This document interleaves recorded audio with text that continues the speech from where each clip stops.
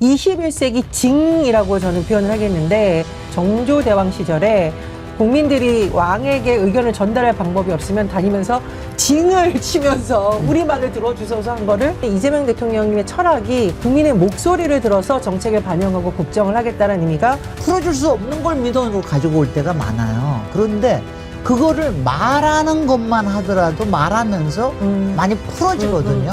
그리고 말하면서 내가 이게 아니더라도 뭐 어떻게 좀 다르게 좀 해볼 수도 있을 것 같아요. 너네들 뭐 했냐? 어? 너네들이 이렇게 만들어 놓은 거 아니냐? 이 다음 회의부터는 실무 과장들도 들어오라고 해라. 윤석열 6.1차 그때 당시 논란이 뭐가 있었는지, 그 만취 사건으로 뭐 AI 합성한 거 아니냐 그런 얘기가 있었는데, 그때와 지금이 논쟁 포인트가 다르다는 점을 생각하면 참 희망적이고, 원인이 없는 결과는 없다는 식으로 약간 질책성 발언을 하면서 대책을 내오라는 거거든요.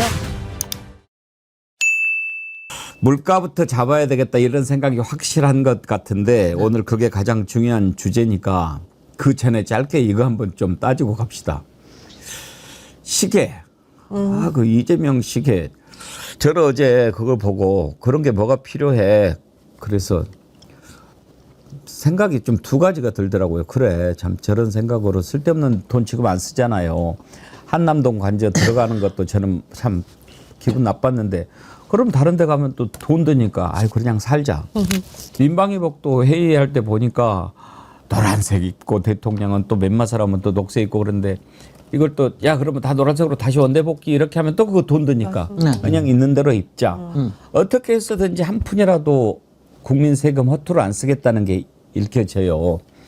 그래서 시계, 그래 뭐 없으면 말지했다가도 저야 뭐 시계 안 받아도 됩니다만, 많은 분들이 그 시계는 좀 그런 분들이 많은 것 같은데, 김진애 의원님은 어떻게 생각하세요? 그래서 저도 그게 굉장히 그런 절약 정신이나 이런 건 굉장히 좋은 건데, 조금 있다가 좀 한번 만드시긴 하셔야 돼요. 왜냐하면요, 저도 이제 정치인으로 바깥에 있다 보면은 그 국민들이 그거 받았을 때의 그 좋아하시는 게 정말 좋아하십니다. 그걸 일부러 뿌리는 거는 좀 그렇지만 정말 좋아하시는 분들이 많기 때문에, 그래서 저도 굉장히 많이 생각을 해봤어요. 그걸 갖다가 그러면 이렇게 하면 어떨까? 그냥 그 로고를 하나 만들어 가지고 로고를 갖다 하고, 그걸 갖다가 누가 그걸 쓰게 해서 시계 만드는 데서 그걸 사가지고 사게 만들든가. 근데 그렇게 되면 또 뭐가 문제가 되나? 근데 뭐가 필요하긴 합니다. 국내 왜냐하면 업체로 하게 하고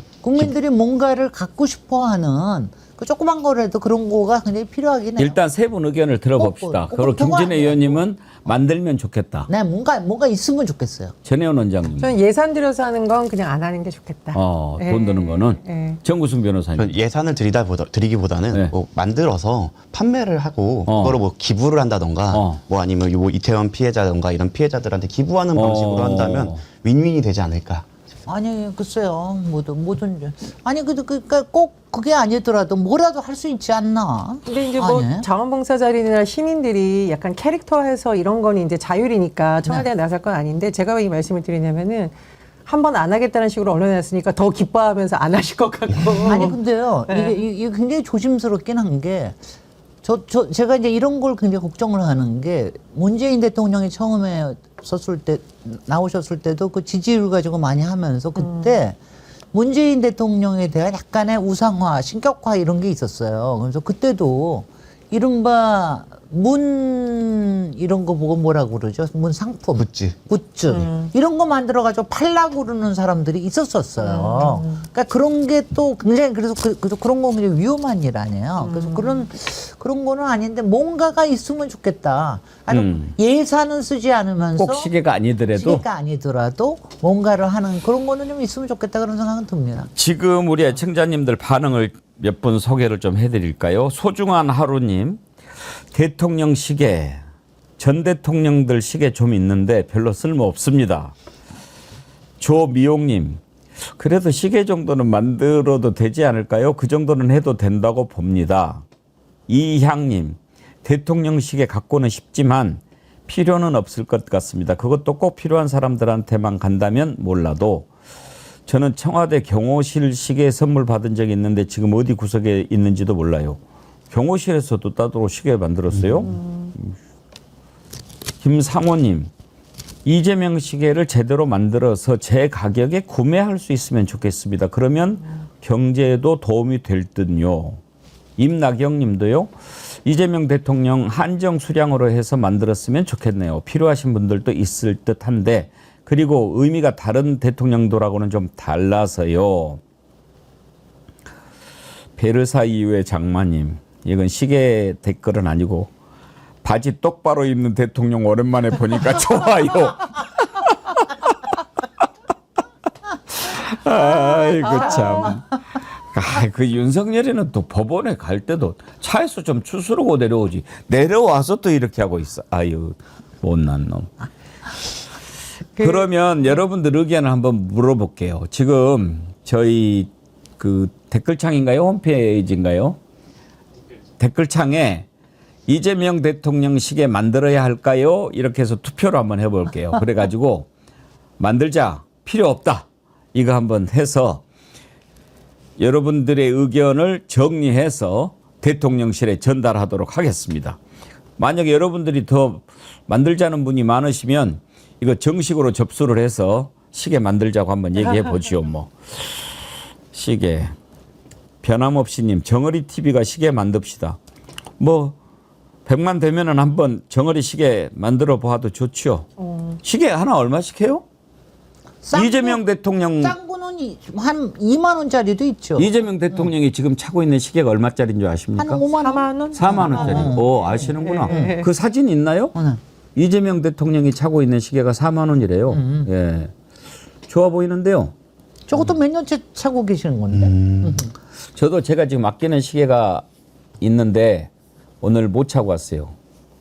아니 엊그저께 이렇게 보니까 내 생각하고 시간이 너무 달라. 그거 봤더니 배터리가 다 돼가지고 그거 바꿔야 돼요. 자, 여러분 시계에 대해서 여러분들이 의견을 주시면 그 국민의 소리를 듣는, 지금 또 경청 수석을 만들더라고요. 네네. 그러면은 소통 수석이 있고 경청 수석이 있는데 전혜원 원장님 어떻게 달라요?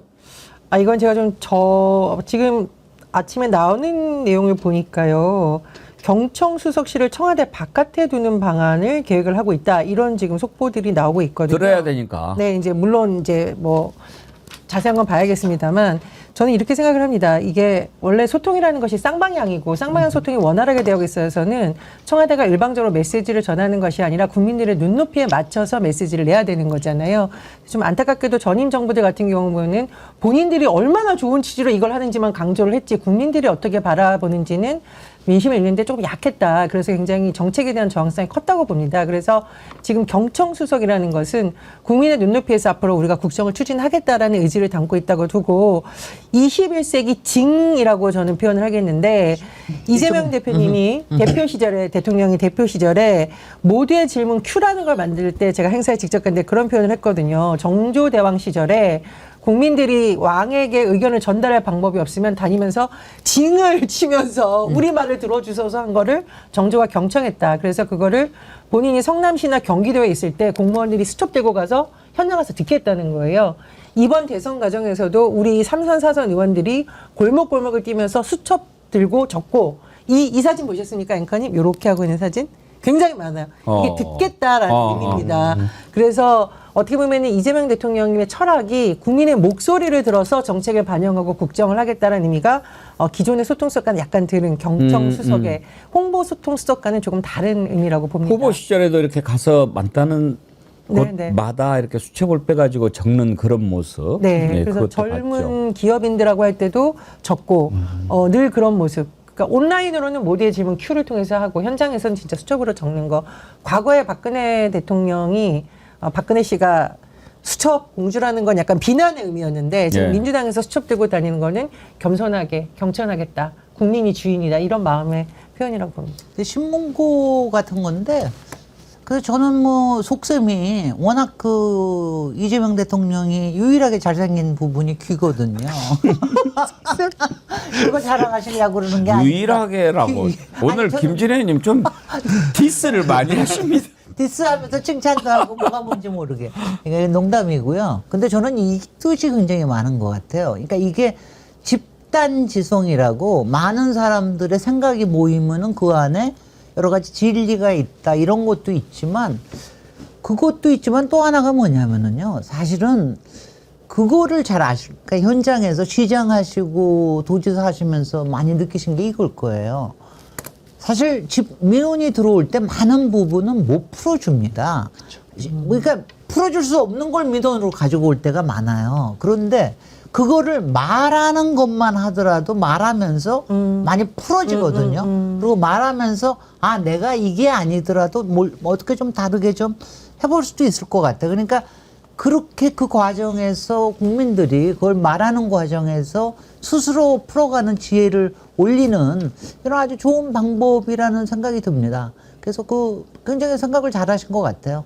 그것도 아마 새로운 브랜드가 되지 않을까라는 생각이 드네요. 이번에 그 언론 관련해 갖고 생방송을 하고 카메라를 추가하는 것도 사실 트위터에서 다른 사람이 올렸던 의견을 수렴하신 건데 그렇게 좋은 아이디어를 수렴하는 창구가 늘어난다고 한다면 더 좋은 일이 아닐까 싶습니다. 예.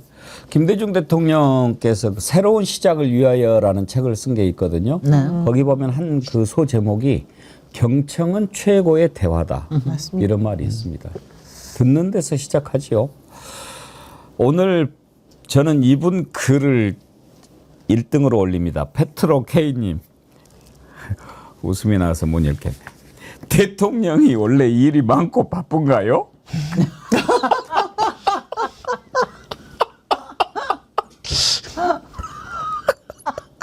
하여튼 간에 3년 동안 정말 너무 아이고, 많고 참. 미치겠네. 페트로 K님. 아, 선크림 보내드리겠습니다. 아이고 참. 그래요. 이렇게 이제 아니 근데 예 근데 그거는 그래요. 그러니까 대통령이 너무 바쁘시면 안 돼. 그렇긴 해요. 그건 예, 정말 예. 그거는 저는 확실한 게 그 솔직히요. 그 비서실장은요. 대통령보다 1.5배로 뛰어야 됩니다. 대변인은 한 1.3, 1.5배 비슷하게 뛰어야 되는데 대통령이 아무리 지금 저기 하시지만 대통령이 너무 많이 일하시면은 그 월커홀릭은 좋지만 사람들을 너무 힘들게 만듭니다. 그래서 그 일하시는 걸 좀 안 보여주시면 좋겠다는 생각은 들어요. 원래 일하시고 가끔씩만 잡으시고 이렇게 하는 건 그게 굉장히 중요해요. 아니 그 말씀하시니까 네. 이제 계속 보면 저것도 이제 한마디 해줘야 되겠다라고 했는데 대통령실에 출근하는데 이틀 연속 그냥 안 나와요.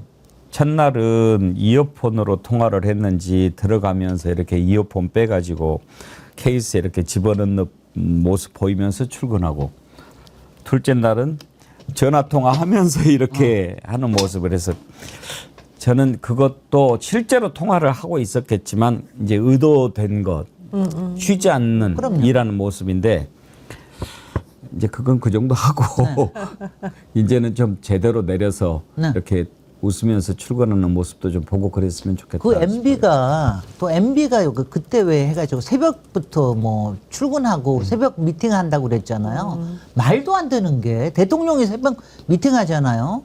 그 주변에 있는 사람들 죽습니다. 4, 5시에 나와야 돼요. 아니 말이 안 돼요. 그래가지고 짓이에요. 아니 그 참 MB는 이제 사기업에서 네. 그 정주영 스타일이거든요. 정주영 회장이 항상 아침에 그 가족들하고 5시인가 식사를 해요. 했어요. 그리고 걸어서 청운동 사무실로 가요. 가가지고 본인은 계속 일하겠죠. 다른 사람은 그때부터 퍼지는 거예요. 그러면 대통령이 6시에 나와가지고 수석 난리를 치고. 회의를 소집을 하면 수석들은 5시에 나와야 되고 수석한테 보고해야 될 애들은 4시에 나와야 4시에 되는데 나와야 언제 자요? 글쎄 말이에요. 저녁에 사람은 어떻게 만나요? 큰일 납니다. 그렇게 되면은 한 11시 넘어가면 번아웃 될걸요? 그럼요. 일 못하는 거죠. 네. 그 열심히 일하는 거 아니에요. 그건. 네. 바보들이죠. 그러니까 눈에 안 보이게, 그러니까 대통령은 눈에 안 보이게 밑에서 막 이렇게 막 정말 백조처럼 하고 겉으로는 우아하게, 네. 우아하게 하는 모습을 네. 보여주시는 게 굉장히 중요합니다. 우아하는데 너무 어울리셔요. 우아하게. 근데 이제 제가 조금 다른 생각인데 전반적으로는 다 동의를 하는데 다만 이제 곧 장마철 올 수도 있는 거고 오늘 우리가 라면 얘기도 했지만 물가도 너무 어렵고 하니까 좀 이 문제에 대한 절박함이 좀 있지 않나 싶어요. 그래서 이제 말씀드렸듯이 저는 좀 템포를 조정하실 필요는 있는데 아마 이제 임기 초기부터 뭐 라면값도 뛰었다 그러지, 좀 있으면 이제 재해 대비한 것도 해야지 해서 점검하시게 되게 많다 이런 생각이 들고, 아니 오죽하면 전임 정부 장관들 다 불러서 회의를 하셨겠나, 그 마음이 제가 저 마음이 어떠셨을까 싶고요. 또 하나 이제 강훈식 비서실장 사진 혹시 화제된 거 보셨습니까? 하루 만에 이렇게 깔끔한 모습에서 초췌해가지고 이렇게 가 있고, 뭐 강정 대변인은 원형 탈모 걸렸다고 하는데 아직까지는 그래도 국민들이 그래도 국민을 위해서 정말 봉사한다는 마음을 주시는데, 다만 국민들이 윤석열에 대해서는 과음을 걱정하고 이재명 대통령 과로할까 봐 걱정한다고 하는데, 또 너무 과로하시면 안 되니까 두 분의 얘기도 참 일리가 있다고 봅니다. 네, 기존의 시스템이 잘 돌아갈 때면 그 유지 보수나 조금의 그 개선만 하면 되기 때문에 그렇게 우려할 수 있었을 텐데, 이 3년간 기존 대한민국의 시스템 전체가 망가져 있기 때문에 그거를 보수하고 문제가 안 터지게 준비를 하려면 바쁘실 수밖에 없을 거라 생각합니다. 그럼요. 자, 이제 공부합시다. 네. 어제 비상경제점검 TF 회의를 주재한 자리에서 이재명 대통령이 라면값을 꺼내 들고 나왔습니다. 이게 이제 어떤 상징이 있냐면요. 이명박 대통령 되고 나서 맨 처음 했던 거 뭔지 기억나십니까? 전라남도 영암에 내려가 가지고 대불 산단 이렇게 지나가면서 전봇대 뽑으라고 이야기했어요. 근데 저는 참 그때 정말 놀랐던 게, 참 MB는 참 나중에 보니까 문제가 많더라고요. 정말 전봇대 뽑으라는 거였더라고요. 그때 많은 언론들이 의미를 부여했어요. 전봇대로 상징되는 규제 개혁, 규제를 뽑아라, 그런 뜻으로 막 해석을 해줬는데, 나중에 보니까 웬걸 진짜 그 전봇대 뽑으라는 민원 어디서 받고 전봇대 뽑으라고 그런 거였더라고요. 이런 말도 안 되는 짓을 했지요.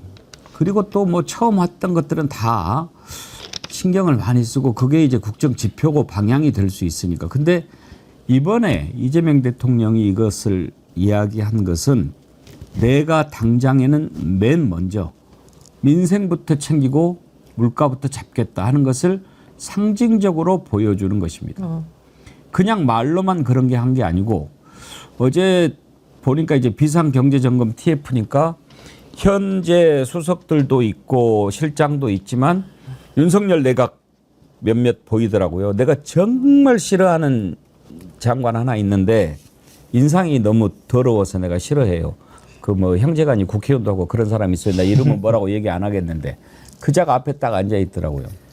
얼마나 이재명 대통령도 싫었을까 싶은데, 그 사람들이 있는 데서 그건 물어본 것도 나는 의미가 있다고 생각합니다. 너네들 뭐 했냐? 너네들이 이렇게 만들어 놓은 거 아니냐? 그런 질책도 있고, 그러면서 이 다음 회의부터는 실무 과장들도 들어오라고 해라. 그렇게 얘기를 했어요. 이건 진짜 의지가 강하다는 것을 보여준 거죠. 라면값 2,000원, 그 발언부터 한번 들어보시죠. 최근에 물가가 엄청나게 올랐다고 그러더라고요. 라면 한 개 2,000원 한다는데 진짜예요? 아무래도 저희 정치적 불확실성 때문에 가공식품 위주로 제가 좀 눌러놨던 것들이 뭐 맥주랄지 라면이랄지 그런 부분 많이 좀 오른 부분 좀 있습니다. 어쨌든 물가가 너무 많이 올라서 물가 문제가 우리 국민들한테 너무 큰 고통을 주기 때문에 현황하고 혹여 가능한 대책이 뭐가 있을지를 한번 챙겨서 다음 회의 이전이라도 좀 보고를 좀 해주면 좋겠습니다.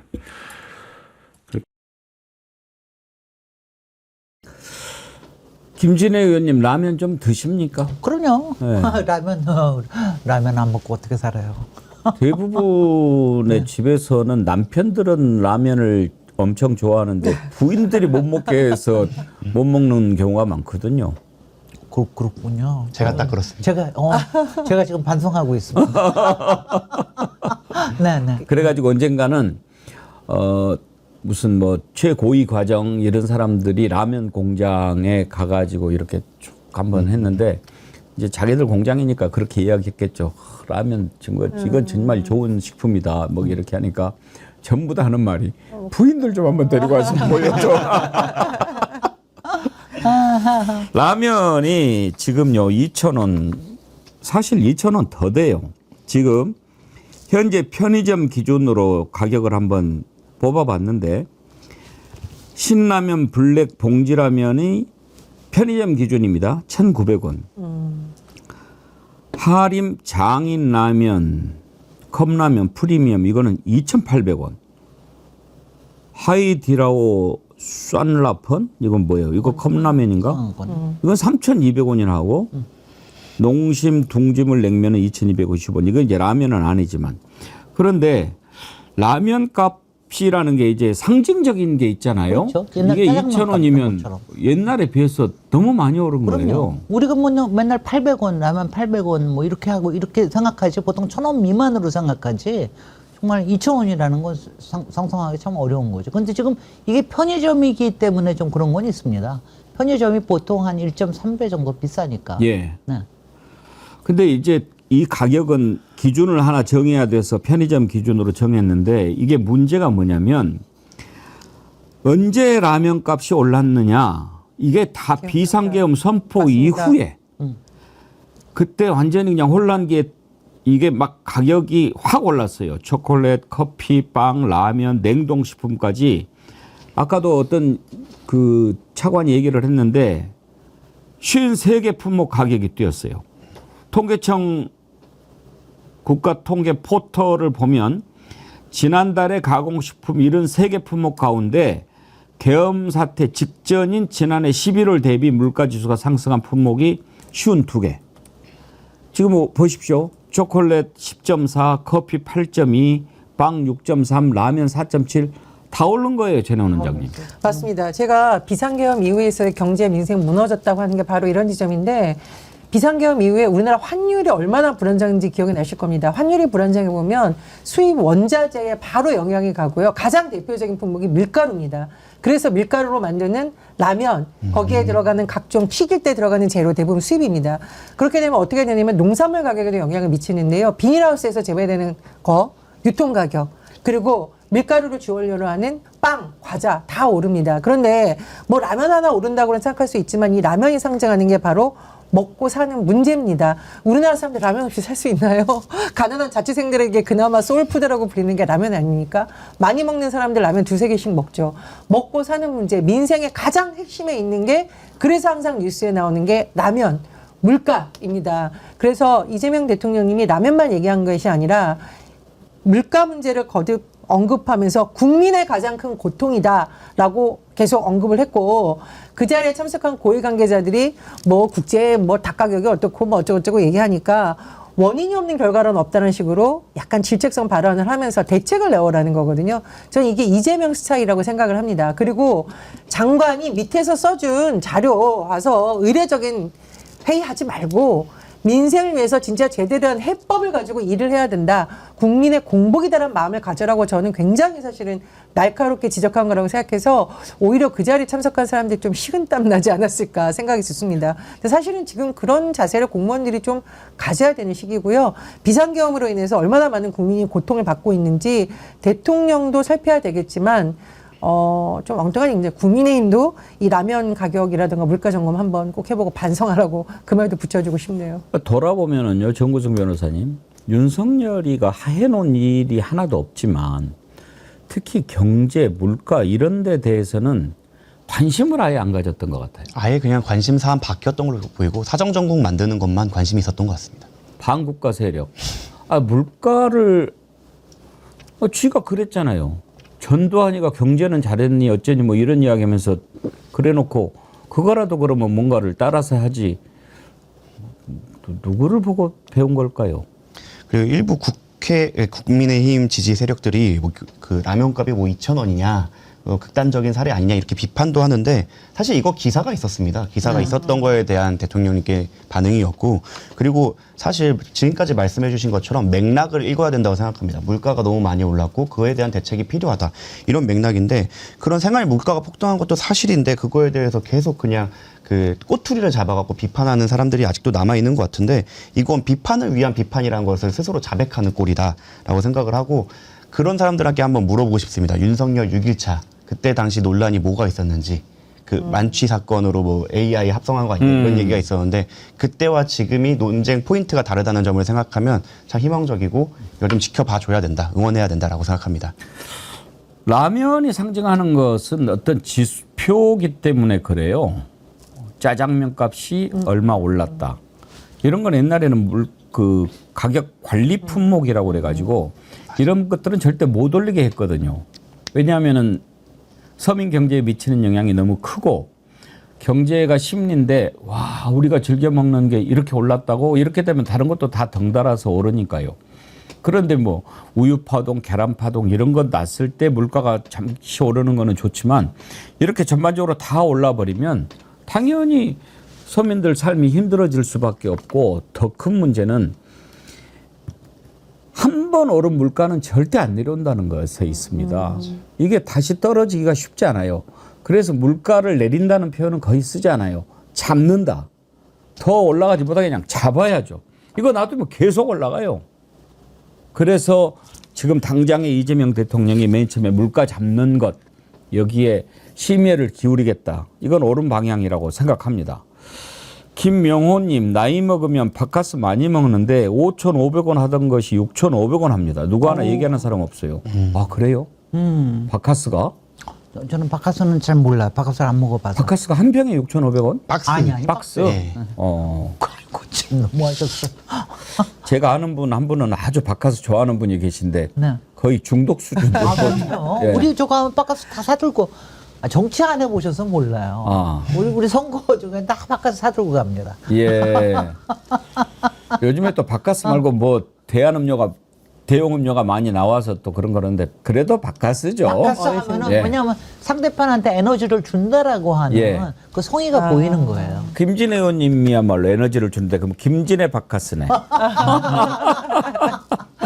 근데 사실 이제 커피 가격 별로 아닌 것 같지만 우리나라에 커피 없으면 진짜 폭돈 난다는 말이 나올 정도로 우리나라 사람들이 왜 아아의 민족이란 말까지 나오잖아요. 그러니까 이제 바로 우리 생활 속에서 이 직격탄이 느껴지는 건데 비상계엄 탄핵 그 이후에 사실상 새 정부가 탄생할 때 6개월 정도가 국정에 컨트롤 타워가 없었고 그렇죠. 그 기간에 60개 업체가 가격을 인상했다. 이거는 단순히 외부 요인 국내외를 둘러싼 여러 가지 외부 요인이라기엔 너무 심하다는 거죠. 정말 국정 컨트롤 타워가 무너지고 그 무너진 게 윤석열 내란수계 때문 아닙니까? 그래서 그 부분에 우리가 잊지를 말아야 된다 저는 생각을 합니다. 깨어있는 시민의 조직된 힘입니다.